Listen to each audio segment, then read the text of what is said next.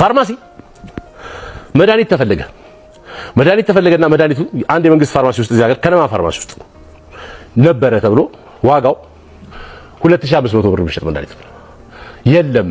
የሚያስፈልገው መድኃኒት 4 ስትሪፕ ነው። በጣም ኢመርጀንሲ አራት ናቸው የሚያስፈልጉት 2500 ብር አንዱ ስትሪፕ 2500 ብር አንዱ ስትሪፕ 2500 ብር አንዱ ስትሪፕ አራቱ ስትሪፕ 10000 ብር ነው የሚሸጠው።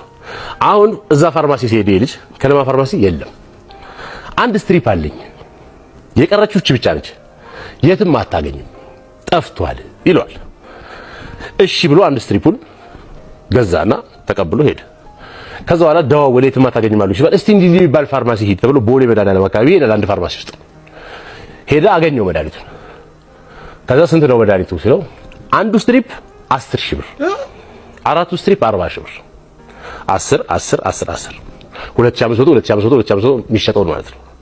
ለምን ሲለው የትም አታገኝም ከነማ ነበር እነሱም ቢሆን አሁን ያላቸው አይመስልኝም ጨርሰዋል። ስለዚህ ወይ 10000 ክፈል ወይ የታመመብን ሰው ቅበረው ነው መድኃኒቱ።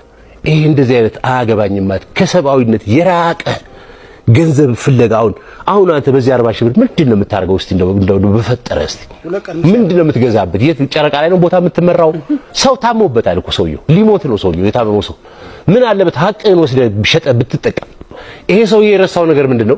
ይሄ ሰውዬ ራሱ ገዢ መሆኑን ረስቶታል። ነገ ጧት የዚህ ሰውዬ ልጅ ታማ ሆስፒታል ሰርጀሪ ብትባልና ሐኪሙ አንድ ሰርጀን ቢሆን 1 ሚሊዮን ብር ካልከፈልከኝ ትሙት ከፈልክ አልሰራልህም ቢልህ ምንድነው የምትሆነው አንተ?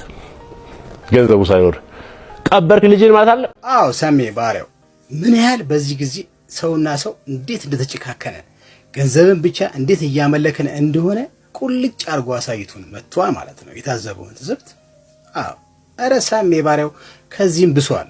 የኛ ሰው ከኔ ጭምር ከዚህም ብሷል። ክፋታችን ጥግ ደርሷል። በሰው ላይ ተራምደን ራሳችንን ብቻ ነው ማመልጸቅ የምንፈልገው። ስለዚህ እርስ በርስ ተጨካክናል።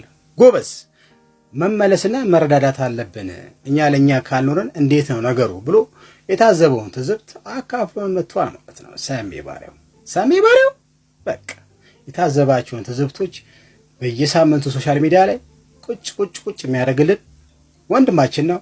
አቦ ሰሜ ባሪያው ባለ በሰላም ብዝት ይበል። ይመች